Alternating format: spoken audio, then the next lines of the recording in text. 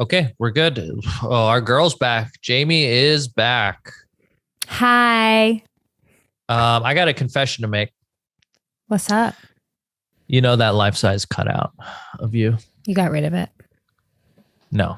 You gave it to your dad. No. You. Well, why was that number 2? Why was that number 2? I don't know. Sarah's in Austin doing comedy and you've been sleeping next to it. There is a hole in the mouth. Kipas, what happened? I could give you, let's Jamie, take a guess. Is this because G4's fucking fucked with it? Yes. Oh my God, that's mean. Ew. But we put another host's face on it. And we just needed, it was my idea. A body. I needed a hot bod. I wanted this joke to land, and we essentially have your body and then his face on it with a hole right through the mouth. But okay. I haven't been sexually abusing it or anything like that. I will throw a photo of it up for you guys to see here. Gabby can put it in. But I felt guilty about it, and I just wanted to come clean. Thank you. I can tell it was weighing on you. Yeah. I forgive you. Yeah. Thank you. I feel like we should take the autism test that we've been promising people for weeks. Right off the bat? Yeah. Right. Because I've been wanting to fucking know real bad. So there's a bunch of different ones that you could take. And when I read the first 3 questions of this one, I was like, oh, I think this is the one, because you know what one of the first 3 questions was? It was like, do you find yourself needing to peel things? And I was like, oh, that's Jamie-Lynn. Wait, right which test was that? Which test? Let's get on it, and then do you want to talk through the questions, and then how do you want to do it? Was I not supposed to take the? There was an AQ10. That was the one that we all did together, and then right. No, I think we did a CAT Q. You took the CAT Q on your own. Yes. And then there's 2 other ones. There's Autism Spectrum Quotient, and then there's the RADS-R, which identifies adults who often escape diagnosis due to subclinical level presentation, which is a series of words I have no idea what they mean. Boring. Well, this one, the Aspie quiz. Okay. The Aspie quiz is the one I wanted to take, but now that I'm looking at it, it says 121 questions, but... No, that's for Asperger's? I can't do that. No. But I just wanted to read, where's the one about... I mean, this is us though. We should maybe we should do 10 at a time, every fucking thing. But it's it was do you find yourself peeling paint or flakes off of things? Yeah, I know. Jamie, that's all I do. Hold on, let me see. Did you ever used to do this, Jamie? I used to, in elementary school, I'd take Elmer's glue and I just put it on your hand? On my hand and wait for it to dry and then peel it off. Yeah. I would have never. And Bobby Lee used to do that too. Really? See, I don't think I ever did it as intentional as that, but I would love when it would get messy all over my hands on a project, because then I would have the opportunity to peel it off. Do you wring your hands or rub your hands together or twirl your fingers? I do this all the time. Yeah, that's exact. I'm telling you, this is... Okay, so she's 2 for 2. She's 2 for 2. She's straight Aspie. Keep asking me. Do you feel that you are a very special or unusual person? Yes. She's 3 for 3. This girl's full-blown Asperger's. This one is so stupid. Do you have the urge to jump over things? Yes. I don't know. Like a sidewalk crack, would you jump over because you'd break your mother's back type thing? Is that the type of stuff that you like? I honestly, because I physically can't, but I think sometimes I look at them and wish I could. Do you enjoy spinning in circles? No. Here's my first no. Have others told you that you have an odd posture or gait? G-A-I-T? Yes. I don't know it's word. like the way you walk. But you do because you have MS, right? Yeah. Or did you have a weird gait before MS? I didn't have a weird gait before. Yeah. Have your thoughts ever been so vivid that you were worried other people would hear them? Yes. Jamie. What's an example of that? What's that question mean? Have your thoughts ever been so vivid you're saying them out loud that people would hear? What does that question mean? I'm so confused. In your head. Thoughts in your head that other people would hear them? I've actually seen people on certain shows or something about disorders where they start apologizing, and the people are like, "For what?" And they're like, "Oh, I just said something really bad," or like they thought something really bad. Yeah, their thoughts are so intense that they start apologizing for their thoughts because they feel like people are going to know their intentions. Yep. That's something you've experienced? No. Oh yeah. Jamie, you're I'll feel 4 for 5 here. Well, more like I'll feel guilty. I'm like guilty that I even thought that. Oh my gosh. Do you feel as if you were being prosecuted in some way? Sure. Do you have here, this is my number one. Do you have problems filling out forms? Oh, No. Absolutely. I am the worst. Can I just tell you this? I've put form. I do all that stuff at the very last minute, and oftentimes I procrastinate to a point where it costs me money. Like I just had to pay property taxes, and I still haven't because I was past the due date. They charged me an extra $3,000 because I didn't. Oh my God. Yeah, because I didn't hit this is goddamn highway robbery. But also I blame myself because I'm like, I've had 3 months to pay this and it's just been sitting on a pile. And yeah, it's goddamn awful shame. But do you ever mistake noises for voices? No.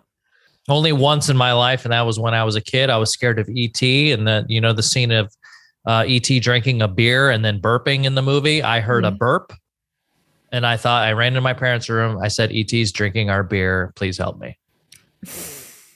Wow. Cute. I was scared out of my mind, Jamie. Your mom was like, go back to bed. Do you instinctively become frightened by the sound of a motorbike? So random. No, but Jack does. All right, let's see. Let's see if we could go to one that's not 112 questions so we can take one of these bad boys right now. Well, let's take the cat Q live. Yeah. It measures the degree to which you use camouflaging strategies. The more you camouflage, the more of your autistic proclivities you are likely able to suppress. As such, a high camouflaging score can also account for lower scores on other autism tests. So if you don't currently meet the diagnostic criteria, but you still think you have autistic traits, then this could be why. Okay. See, this is not going to be me again because I don't camouflage. When I'm interacting with someone, I deliberately copy their body language or facial expressions. Strongly disagree.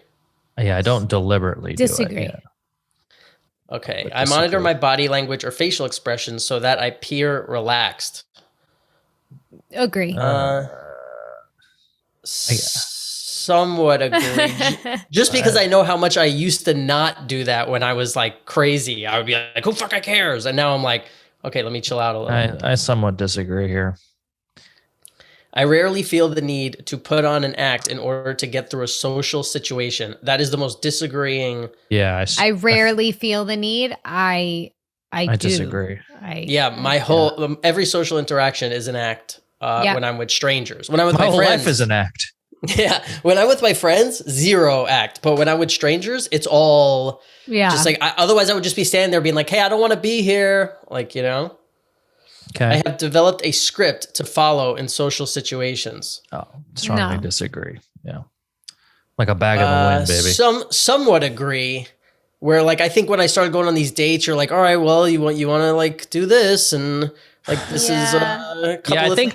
I think dates are a whole other thing because there's an outcome that's different than just a regular social interaction that you're trying to get. But I think if you asked most people, I bet dates make up like more than 50% of their social interactions. Oh, really? I would say people hang out with their friends more often than go on dates, but I guess it just depends on who you're talking to. I just watch too many dating shows. Yeah. To you, everyone's on a date at all times. Yeah. I will repeat phrases that I have heard others say in the exact same way that I first heard them. No.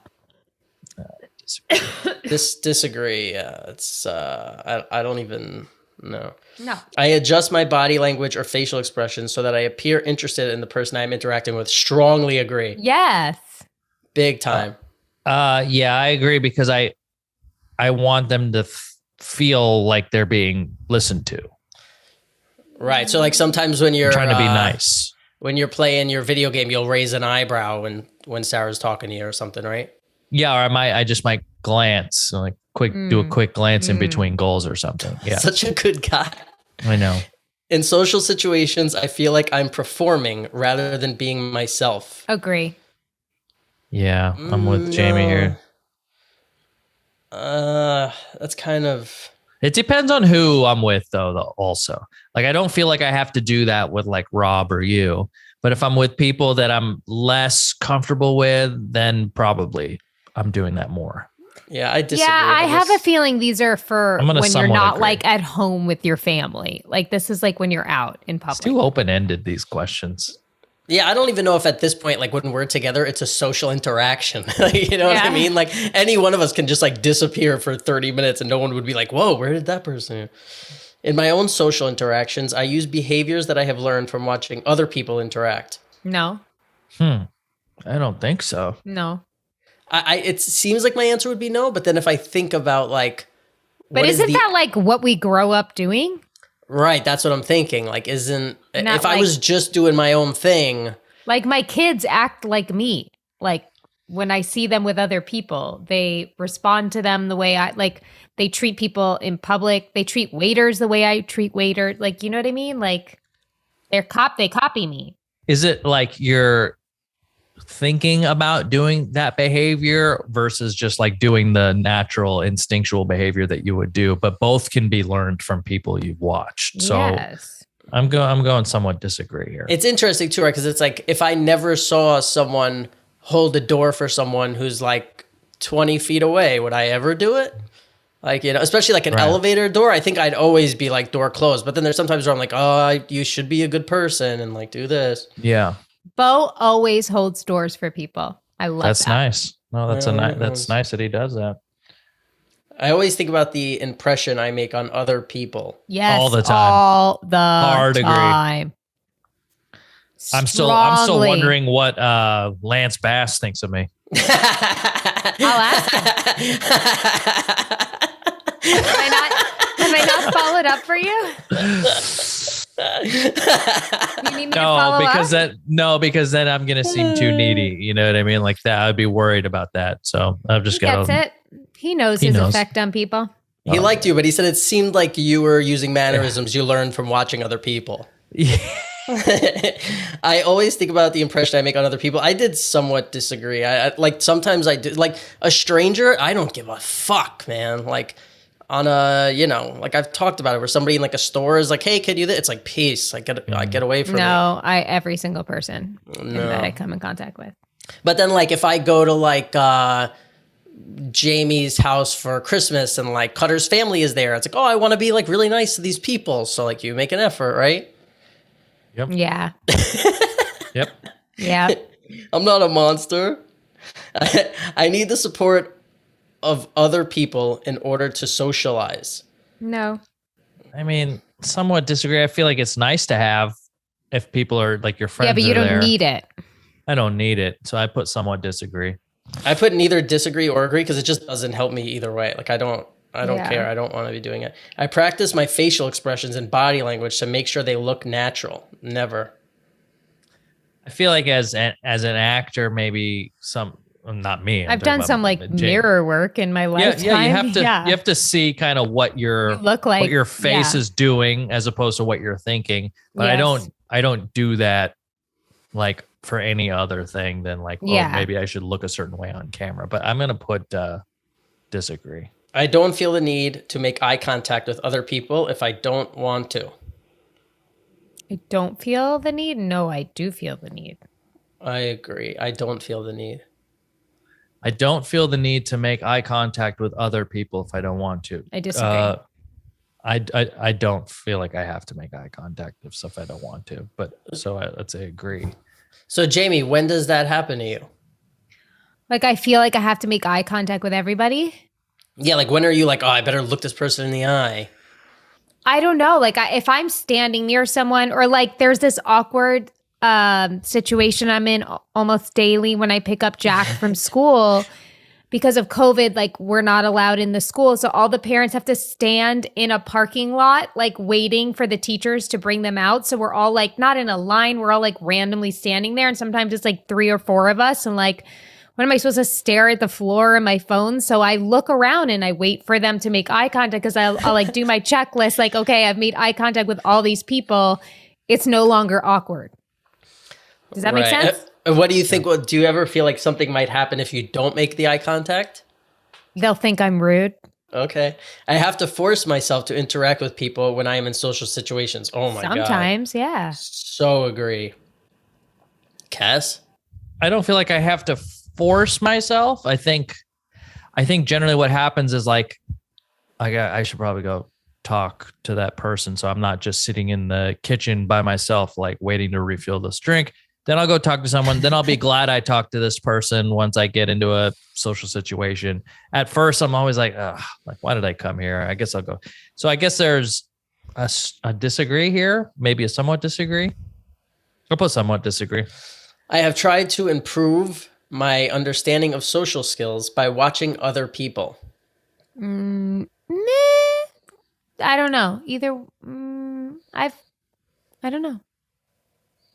You know, when you see somebody who's like got a real way with people. Yes, and you admire it. Yes. Yeah, you admire it and you go like, oh, okay. Like, yes. Oh, that's the way he started that conversation is not like, I'll pay attention to that. But me too. But if it's any regular person, I don't. Yes, I'm with you. Yeah. I'll say neither degree or disagrees for me. Yeah, neither degree.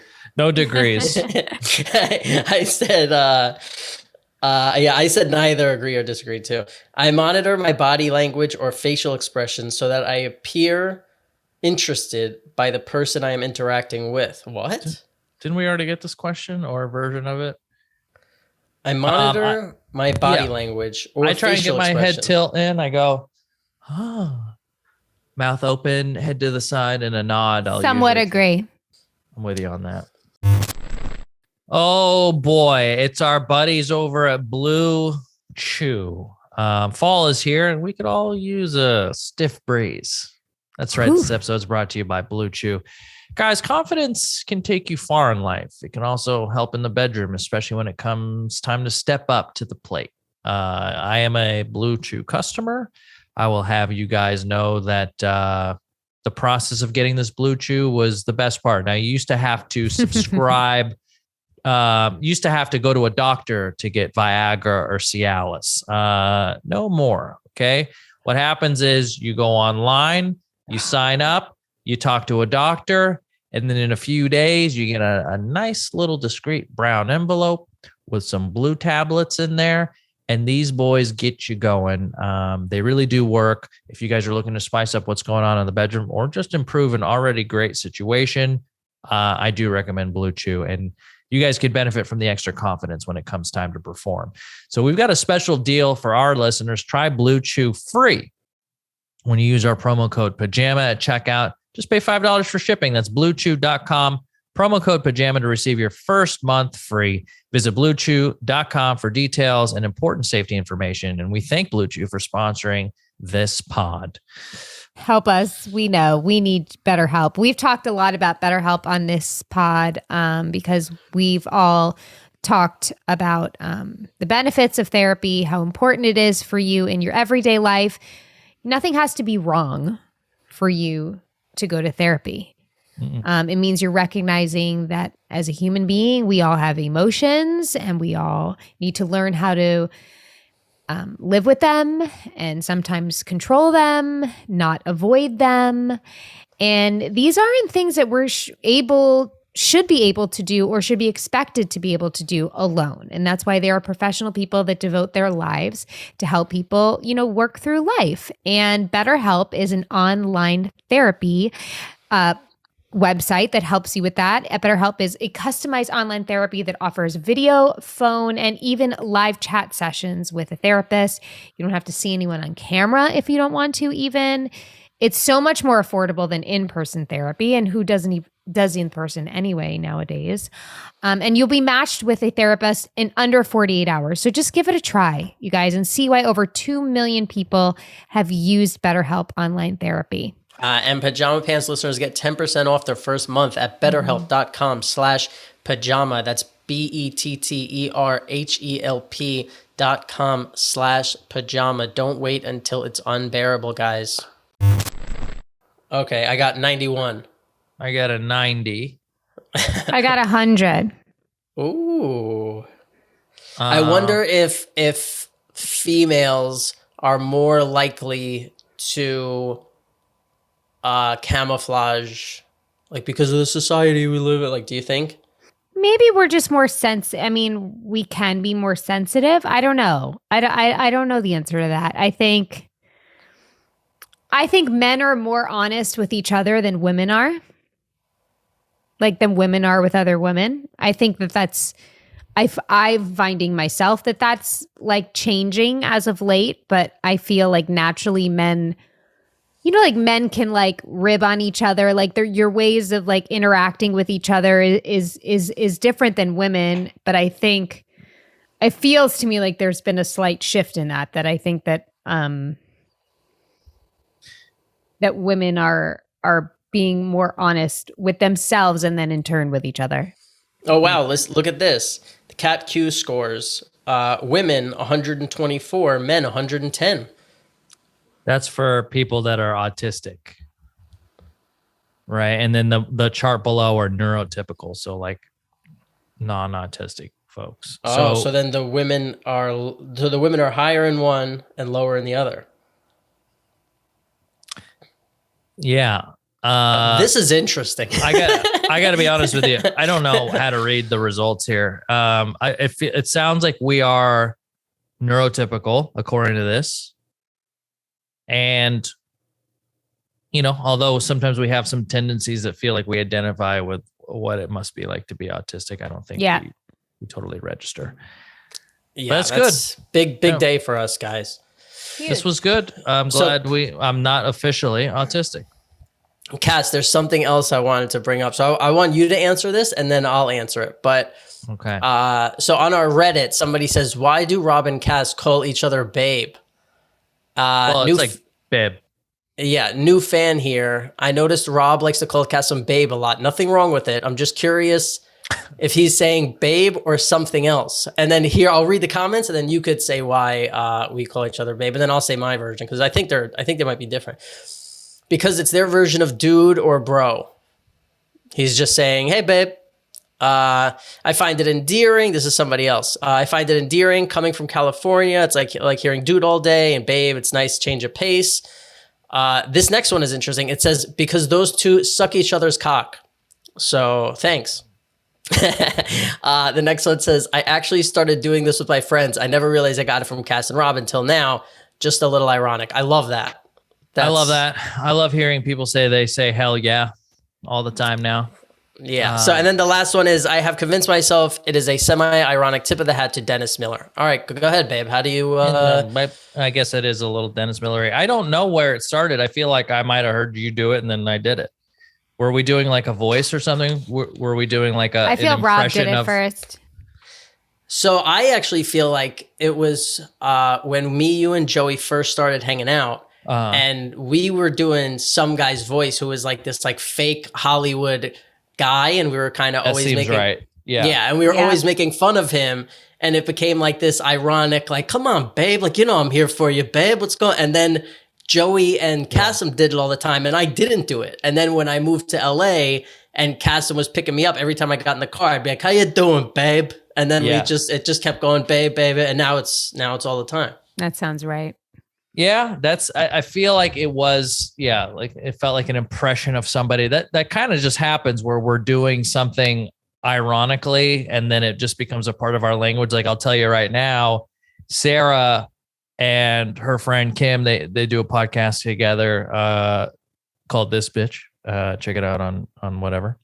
But they do this thing where they go, honey, at the end they'll be like, they'll say something and then they'll just say, instead of honey, they'll be like, honey. And then I started doing it. And now it's like a problem to where we are saying it, but we don't want to be saying it. And we're trying to actively cut down on it because it's just so ingrained. It's like when we used to do our Australian accent.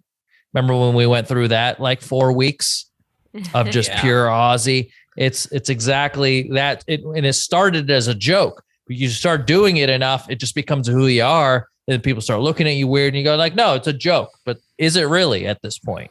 You know? Yeah, you like become the person you are making fun of. Yeah. I think that's how I feel like people hear us being like, we're out in LA, you're driving around the Porsche. I'm like, how you doing, babe? Like, and that was exactly who we were making fun of 7 years ago. But now we're doing it. It's essentially you either die a hero or you live long enough to become the villain.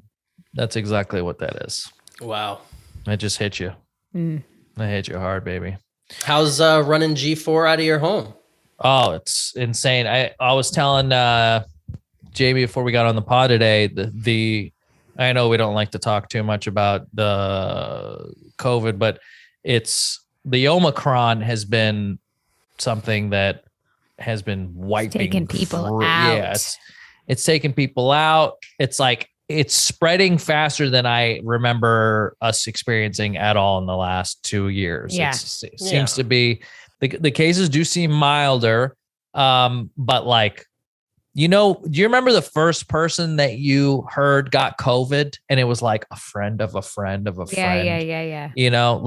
And then it slowly started creeping in and getting closer to your bubble. And then all of a sudden, my brother works with a guy who got COVID. And it's like, oh my God. Now, Omicron, it's like, I know 10 people that have it actively right now. It's just spreading so fast. It's like the whole thing around COVID now, especially that like really bothers me is the like shame that comes along with it, or the fact that people are still feeling like I have friends that are like, don't tell anyone. Like in New York, they're like, don't tell anyone that I have it because,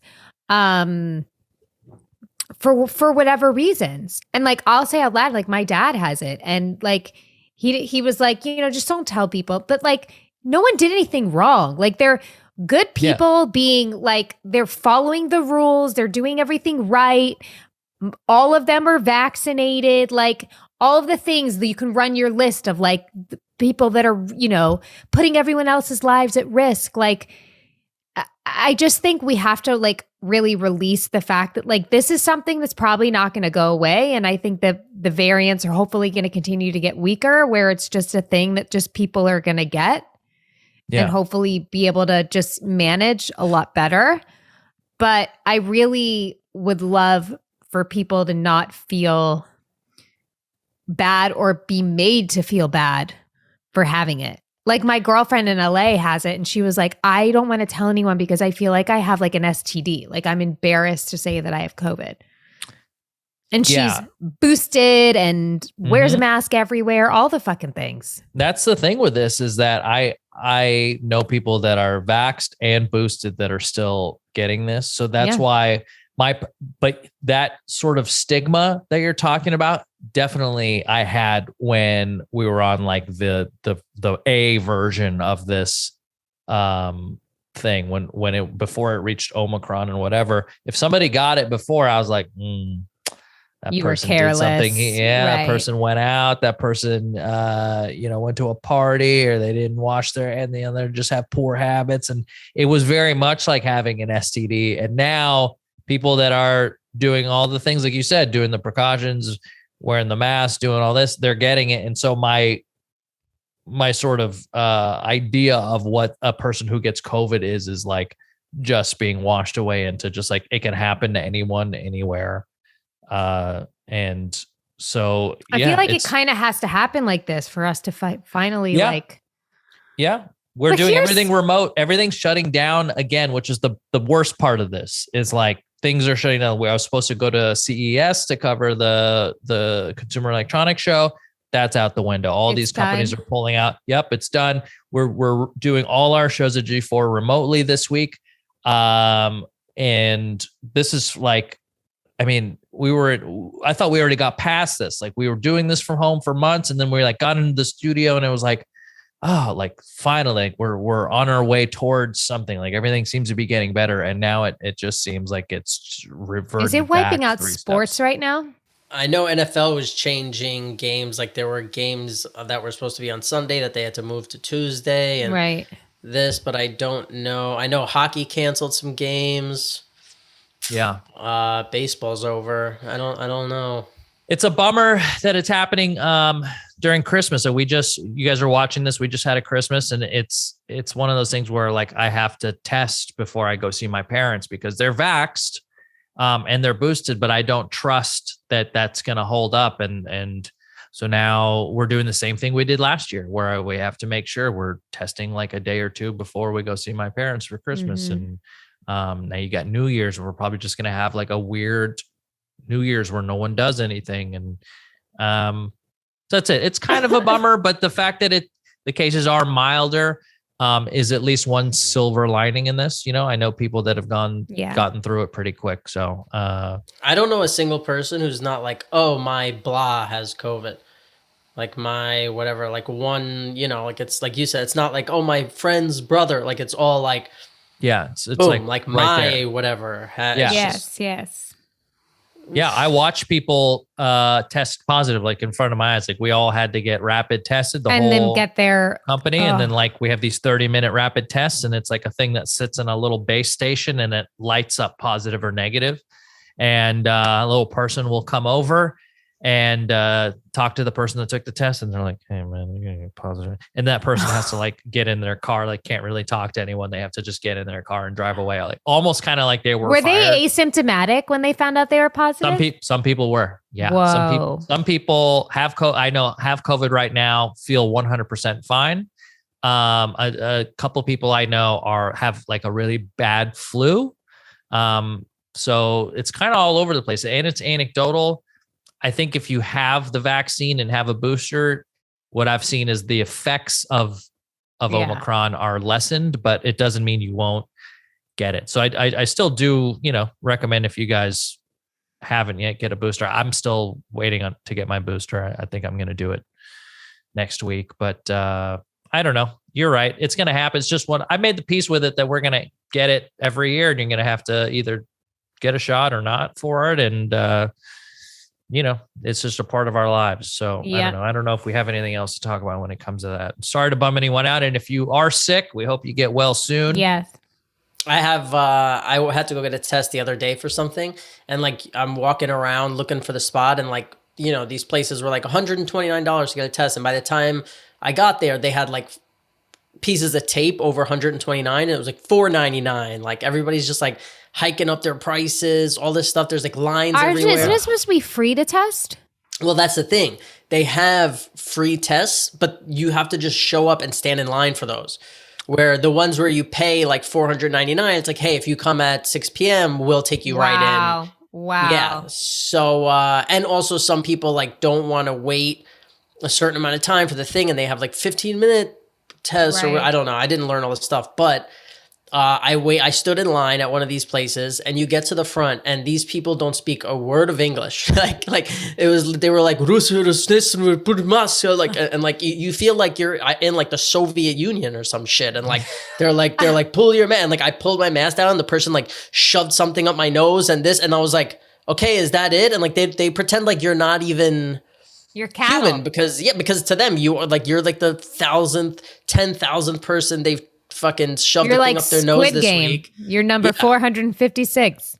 Yeah, and he's like, get to it, like, and you try and ask them, like, okay, so what, like, when do I this? He's like, get the email, like, and you're just like, it's crazy. It just feels like a crazy thing. Oh man, fuck. Yeah, I've been on the hunt for I spent all day, because when we started, I think Friday, we had scratchy throats. So I was like, oh, we got to go get a test. I went to 4 CVS's and a Rite Aid. Everyone sold out. No one had it. And then I went the next day, tried to go early in the morning. Everyone sold out. The only tests I've been able to take have been the ones from work. So hopefully they get more in, or hopefully enough people get sick to where they don't need to test anymore. So great. All right. Yeah. So we'll get off of COVID. Yami. Yes. When I saw an article on my phone the other day about people who get invited to kids' parties, and this woman was like, I have 5 kids. When one of them gets invited to a party, we all show up. Right. What are you supposed to do as a mom? I think it's annoying. I think it's annoying that siblings have to come because, like, for instance, I'm planning Jack's birthday right now, and it's at his little ninja gym, whatever. And for the price of the party, whatever, for 20 kids, it's great. And if I list Jack's friends and like our family friends, it's about 19 kids. It's perfect. But when all their siblings are coming along, then it's like now 28, 29, and it's $300 more to have the extra kids because they need to bring in another counselor or whatever.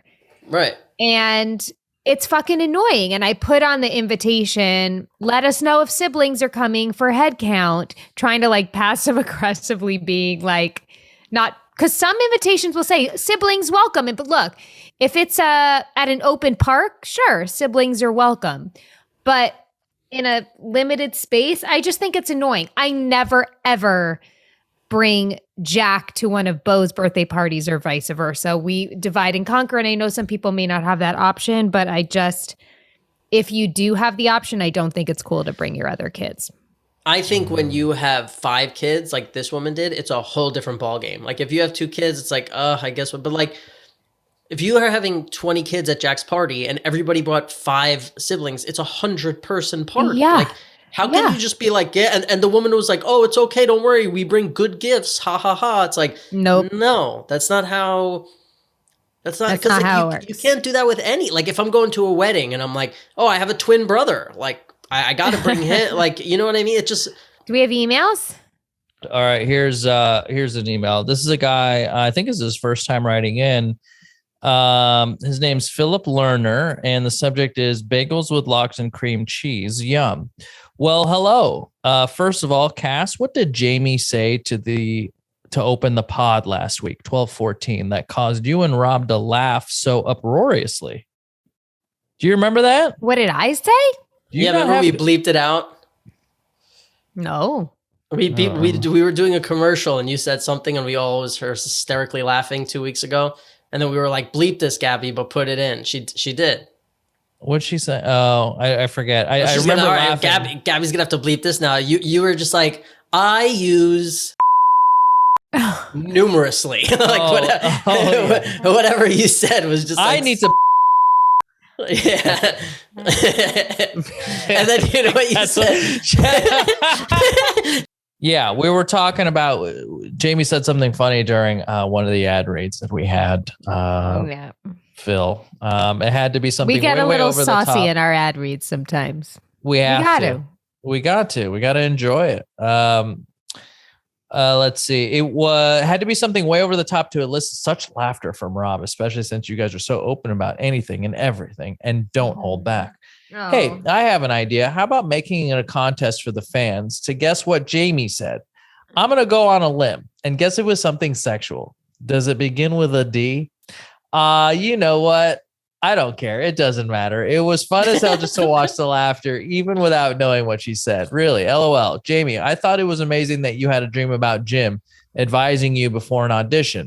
Be the lox instead of the bagel and cream cheese. Yep. Let's face it. If you were back in New York City and there were 2 Sunday brunches going on next door to each other, one with just bagels and cream cheese and the other with lox, the brunch with the lox would attract way more people. And I will say, Jamie, as someone who has watched the entire Soprano series more than once, in my book, you were always the lox and never the cream cheese. I used to say to myself, wow, she's so young, yet she brings such depth to the character. You were so believable as Meadow. You were Meadow. Rob, you most certainly were lox as well. I'm just addressing Jamie because she's the one who had the dream. Love and best wishes, Phil from Long Island. Very sweet. Yeah, and it makes sense that it was a Phil email because I didn't realize that was from Phil the entire time. I stopped paying attention like halfway through. Phil, stay strong in Long Island. Guys, we understand you're listening to this and you're like, this is the worst pod these guys have ever done together. Well, listen, Casa we're gonna makes have fun some of stinkers. We're gonna have some stinkers out there, and we just want you guys to know that we're tired. It's the lows. holidays. I have 9 people staying with me right now. You guys, they all drove in from across the country, and it's tired. It's Christmas. I'm making Christmas for my kids. I'm like, I'm hosting. Casa makes fun of the fucking Sharpie in the notebook. This is what happens when the jokes go too far. Robbie doesn't bring the fucking Sharpie in the notebook and the world's crumbling. Well, yeah, let's just blame it on me. I take full responsibility. Today's pod was on me, guys. I really hope we can bounce back. You can't have highs without the lows. Let me see if there's another email here. We've got a big 2022 coming, guys. Yeah, we're just resting for 2022. Yeah. We're so this train's slowing down a little for the end of the year. Things, we've all been, traveling. Kasim's running a full network out of his video game room. Jamie's got 9 people waiting on her for food. Listen, man. Whatever you got to tell yourself to get by. Yeah, that's really it for the emails. There's a couple that are just like, hey, good show. So Josh, thank you for the email saying, hey, just want to say he loves the podcast. He just found it. We won't be hearing any more of those. No. And you know what? It's fine. Let us have it. You can email us at askpajamapants@gmail.com. Oh, I know. We said we would take questions from our subreddit, which I have here. Oh, this is great. They're saving the day here. Please go to r/pajamapants on Pajama Pants Podcast on Reddit. How are you doing, Jamie? How are the kids? Everybody's surviving. They're fine. Sick. Everyone's over the flu. Yeah, Bo and Jack had influenza A. Good old influenza A. And then what's influenza A? Headache, high fever, and runny nose, and sore throat. So obviously we were like freaking out. It was COVID, but they did the test. There's like a new nasal swab that tests for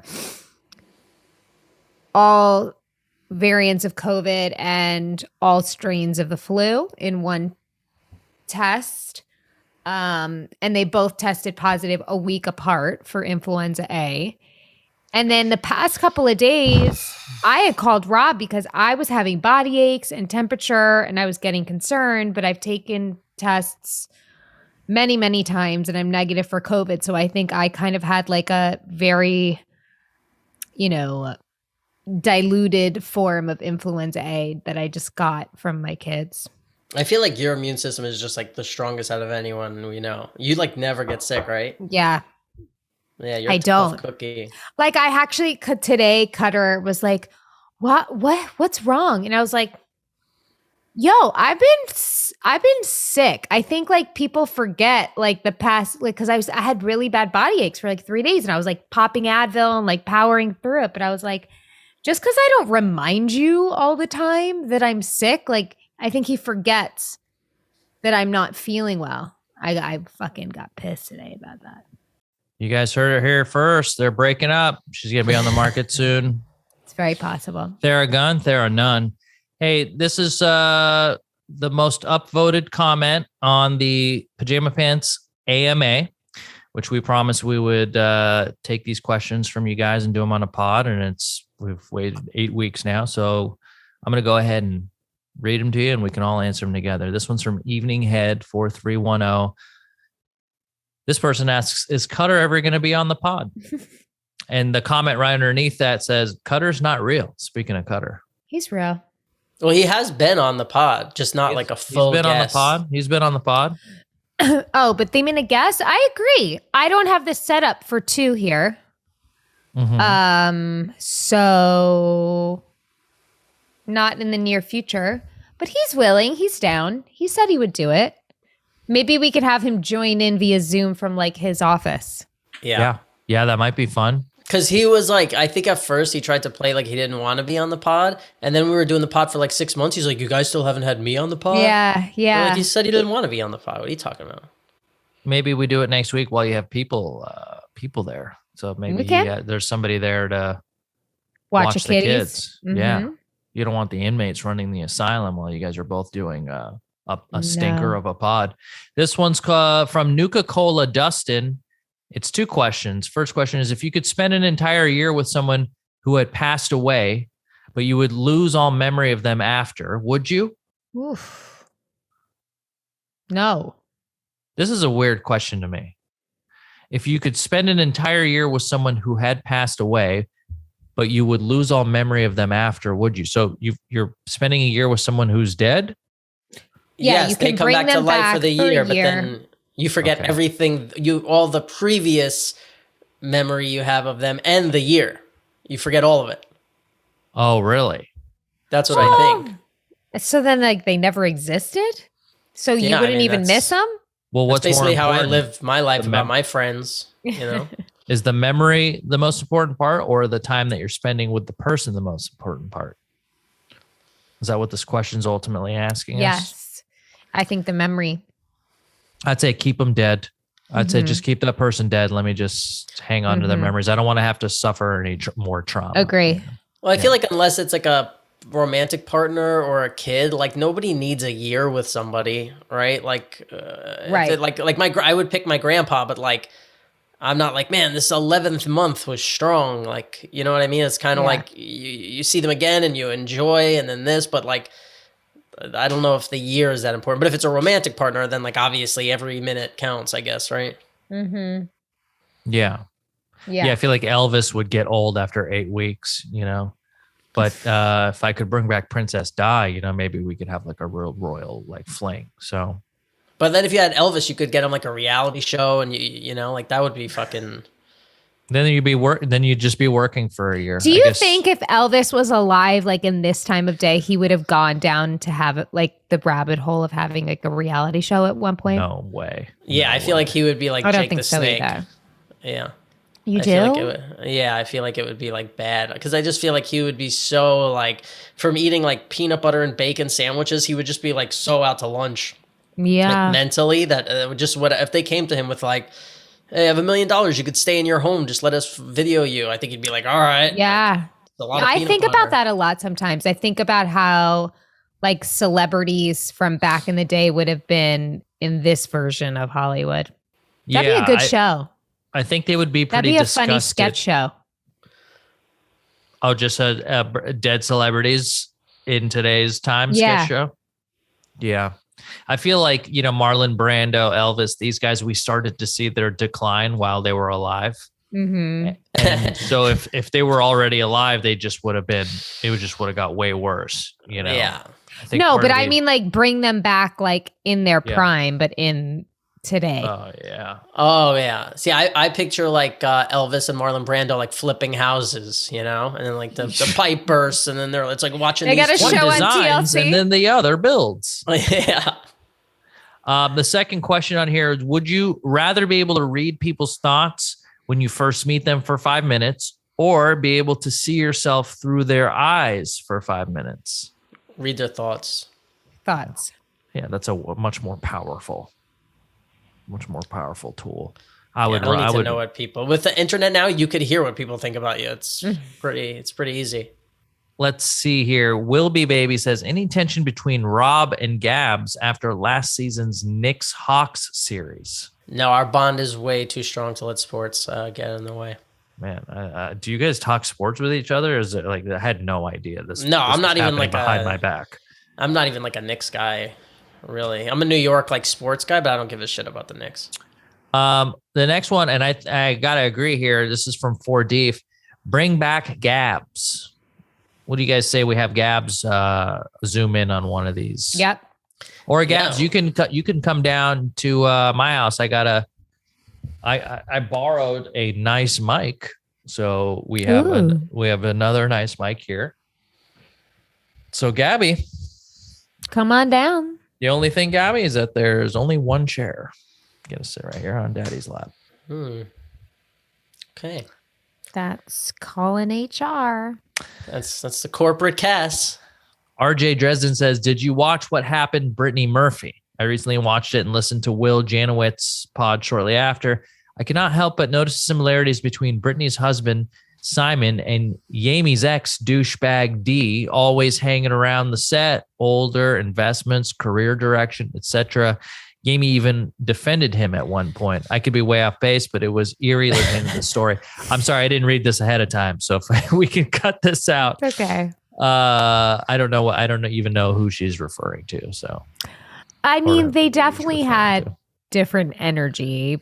I mean, I can understand, I guess, why I haven't watched the documentary, but I did. I don't know if we've talked about it on this pod or not, but yeah, that guy was a creep. You think he killed her?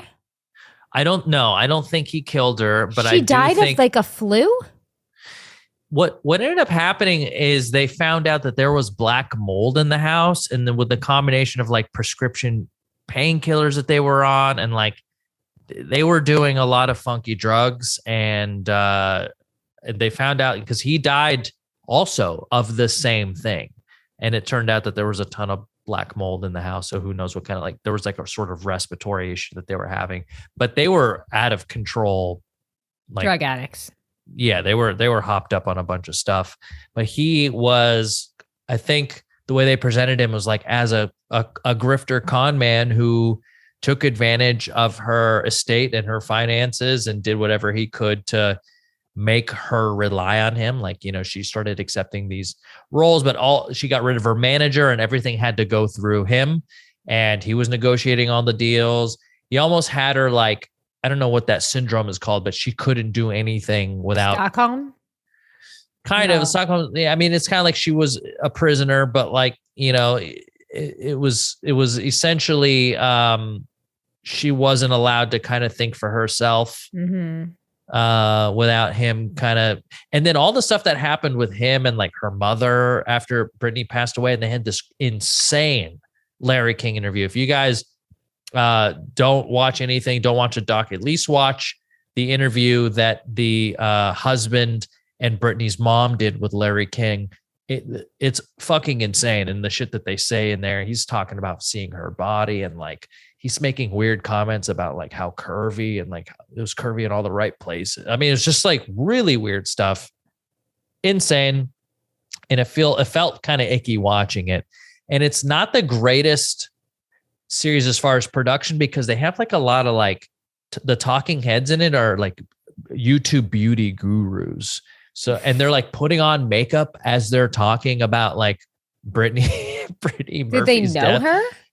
I don't know. They just seem like experts. It's always the beauty gurus that seem like they're experts in like Britney Spears and any Britneys. Right. Yep.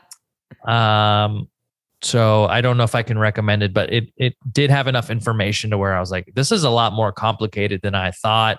It made me feel like he didn't kill her, but he got her to a pretty dark place, you know, that led to her fragility.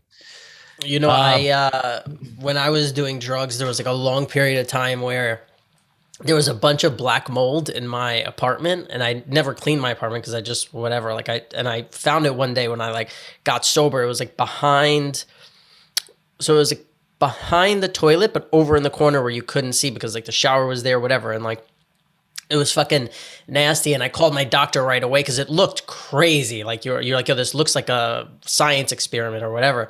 So I called him up and I'm like, how should I wash it? How should I this? And I'm like, is there any?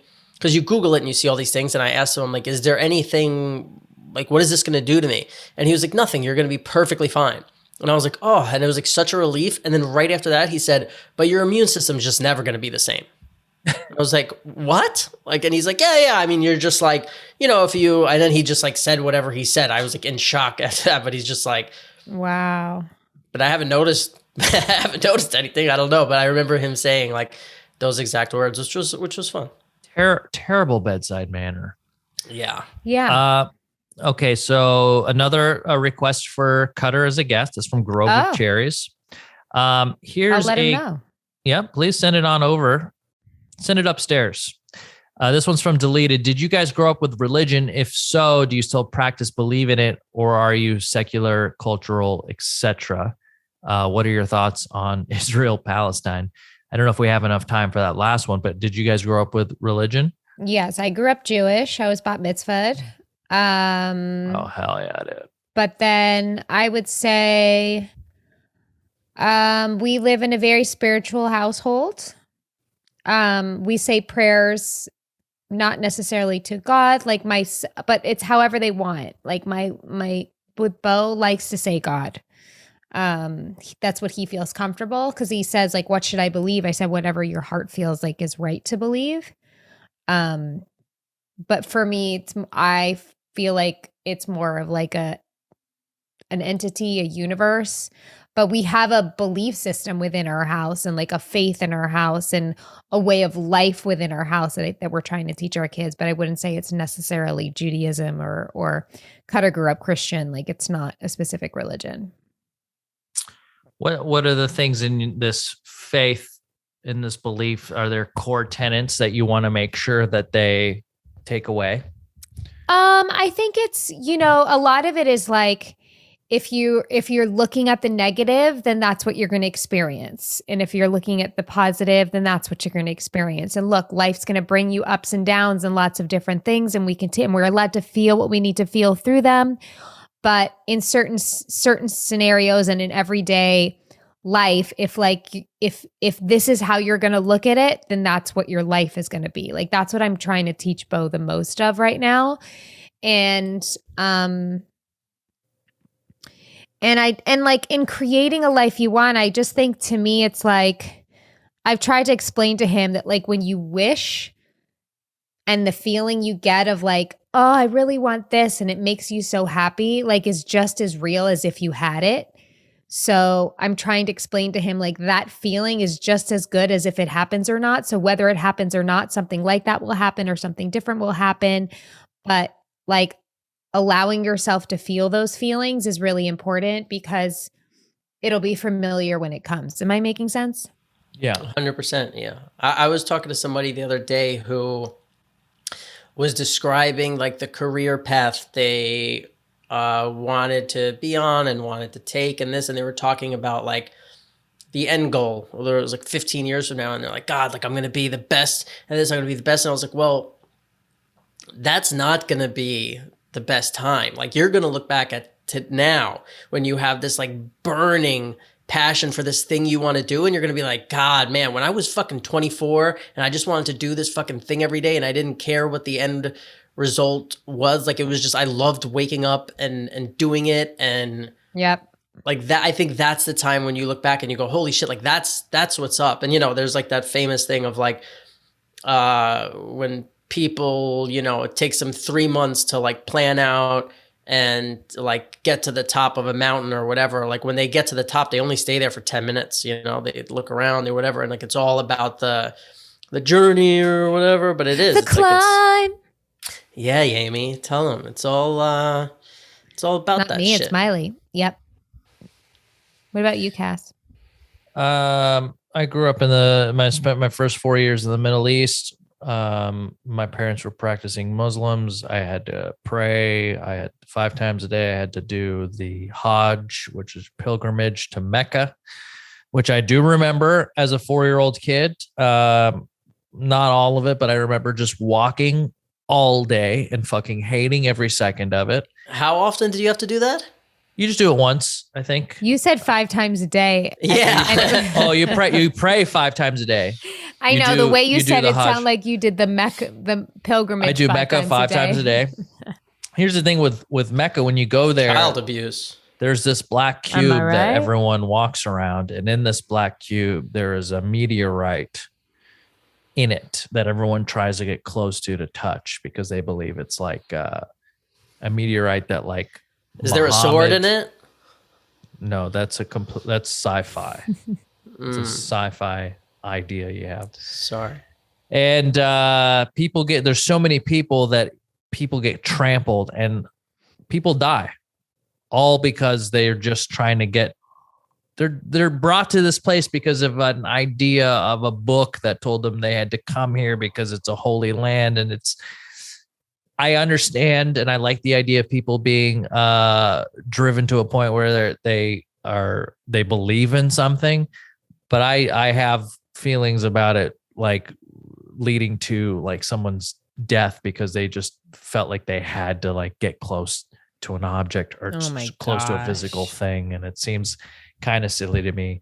I like the idea of religion giving families fundamental pillars of like things to live by, and, you know, don't steal, don't fuck your neighbor's wife, you know, all that stuff. But ultimately that's where I kind of part from it. I do feel like there is a power out there that we don't understand. I don't know what it is. I don't feel like I need to know what it is. But yeah, so when we moved to the United States, all the praying stopped. I don't think my parents really felt like they had to do it anymore because it was more of a societal pressure. You know, if your friends and family see you not praying and you're in the Middle East, and it's like they start talking, they go, oh, look at these guys. Like kind of the way we look at people who get COVID. Yeah. How did you divvy up the prayers during the day? Like first thing in the morning? Like what was it? There's like literally, at least when I went back to Jordan in 2014, there are just like megaphones throughout the city, and you hear them. You hear them. Stop what you're doing and pray. Everyone stops. Like no matter where you are. Like if you're in the checkout line at the grocery store, you stop. You've never seen people do that in New York City, Amy? Like you sunset? know. Yeah, know what time it's going to happen. So a lot of people build their day around it, and everyone has to stop. So it's not like weird when you do it there. But it's funny. One of the security guys at works in the little booth, the parking lot. And somebody was like, hey, I'm trying to get in. Can you see if like the guy's on break or whatever? And I'm like looking everywhere for the parking lot attendant because he needs to pull up the little gate thing for somebody to come in. I'm like, oh shit, I don't know where he is. I go up to the little booth. I look in, I don't see anyone. And then I open the door, and then there's the guy on his knees on his prayer mat. I'm like, oh shit. Somebody's trying to get in, but they can't you can't talk to them because they will. How long is the praying last? Even if you know the deal, you can't hit him with like assalamu alaikum. No, I can't. He's on duty. It doesn't matter.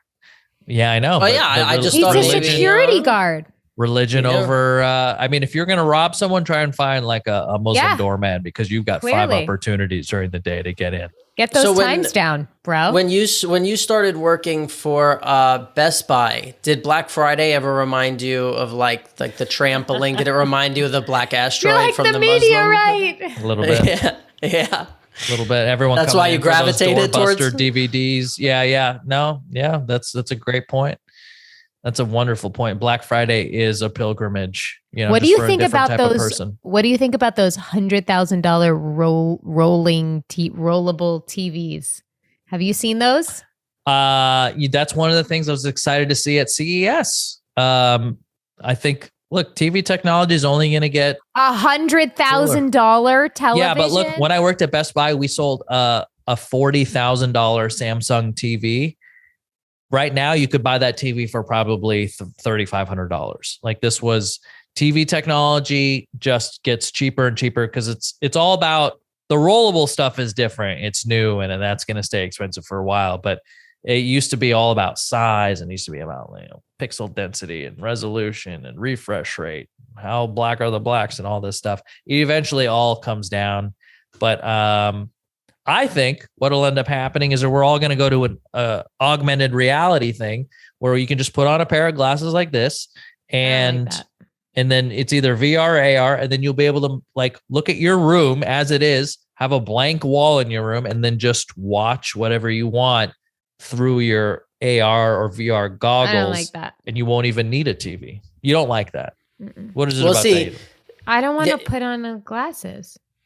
You just don't want physically anything on your face. Okay. I'm sure there'll be TVs for people like you. I was never somebody who bought into that stuff, wanted a new TV or a new phone or it came out. The only time I ever wanted something new was when they were like, okay, we got TVs and they don't have the thing on the back anymore. They're flat. That was when I was like, okay, phones, there was never a point from Nokia to this phone I have now. I just don't care.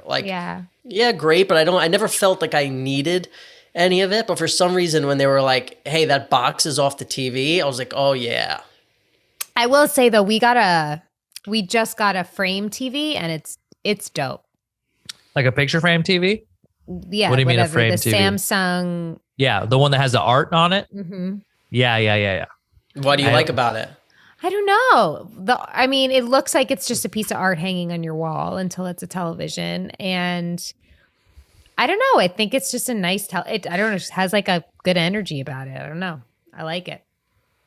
Yeah, they are cool. They're meant for people. You know, whenever I was selling TVs, you had the husband and wife would come in, and the husband's like, I want to put the TV over the fireplace. And the wife was like, but it's going to look like shit. And he's like, but you know, that's where the exactly TV should where go, it up is. there. And then the woman's like, well, I mean, I think it would be nice to just have like art on the wall right there, and we could put a TV somewhere else. And then there was always this struggle. And for a while before they started making these TVs, you could buy frames to put around your TVs and you could download art. But these Samsung make these picture frame TVs that kind of come preloaded, and you can buy, I think you can buy like art. It comes with a handful. And it stays on. It stays on. And it looks pretty good. Like sometimes it looks a little too bright if it's dark in the room. Yes. But during the day, it looks really great. Yeah. What do you have a picture of the fam up there? No, there's a picture that it came with of like men, a black and white picture of like all these men on horses, like in riding horses. What's Cutter? You guys watching Texas, Yellowstone baby. right now? Or We are. We just started Yellowstone. Yeah. I'm watching a show called Station 11. I recommend it on HBO Max. There's 3 episodes out. Succession was so good. I'm only halfway through, but I just watched season 2 of 90 Day Fiance, The Single Life. Oh, get your life together and watch that shit. It is, I mean. What's up with Big Ed, our number 1 view? Where's he at? Real quick, Big Ed goes on a date, and while he's like trying to speak Spanish to this woman who doesn't really speak English, he's like, me llamo, and all of a sudden like somebody comes and they're like, cut it, and you hear like, pa, pa, pa, and like he's in like a shootout. Like a drug cartel, or no, I think it was like. That's crazy because he looks like a bullet. some authority were like firing at some other, I don't even know, but they were like trembling in the back and like hiding in the bathroom, and then like 20 minutes later he's using it. He's like, man, like if this is what it took to bring me and her together, like then that's what, like I asked her to come back to my hotel and she said yes, so like maybe this was the thing that we needed. Like this dude is just. I can't tell you, if we lost our biggest fan, Big Ed, it would be a tragedy. We'd have to dedicate a whole pod to him. But would they have shown it? Would they, or no, you just get a press release, right? Like, oh, Big Ed is no more. You know what? Fuck him, dude. He said he was going to come on our pod. He big timed us. He did, huh? Big Ed time. Fuck Big Ed timed us, dude. Fuck Big Ed. I agree. Fuck Big Ed. This is Pajama Pants telling you, hey, Big Ed. Fuck Big Ed. Fuck you. But if tomorrow you said I'll come on the pod, we will glad you take you on this pod. Yeah. I'll begrudgingly. You hurt Robert by not coming on this pod. And I hope you know that. He doesn't let a lot of people in, Big Ed. And he let you in, and you took advantage of our boy. Mm-hmm. Guys, I think that's a pod. That's I think we had a nice little ending to our pod there. It started off kind of as a big stinker, but I think people are going to see a nice contrast between the beginning and the end of this pod today. Yeah, Gabby, keep maybe edit out a little bit of the autism and keep in the Muslim. I think the Muslim stuff was really good. Muslim, all the Muslim stuff is really great. And here's the deal, you guys on Reddit, thank you so much. We'll still take questions. If you guys want to go to r/Pajama Pants Podcast, go in the mega thread AMA, leave us a question there. Great community of folks there. You can also follow us on Instagram. And if you're watching this on YouTube, if you want, click subscribe and then click the little notification bell to know when our videos go live. We just had Potter on a week before this.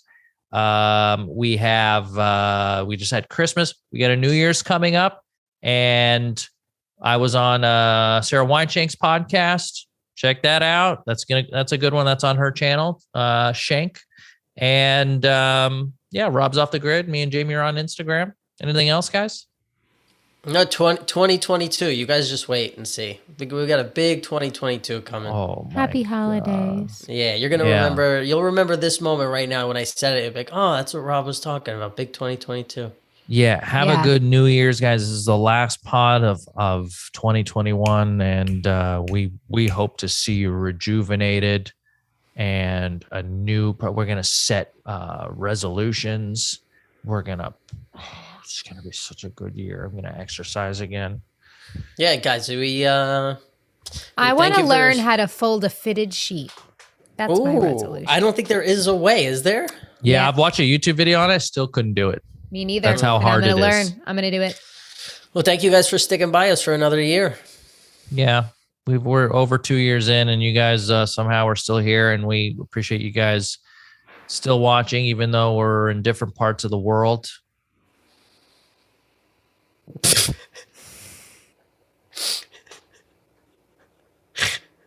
So it's been good.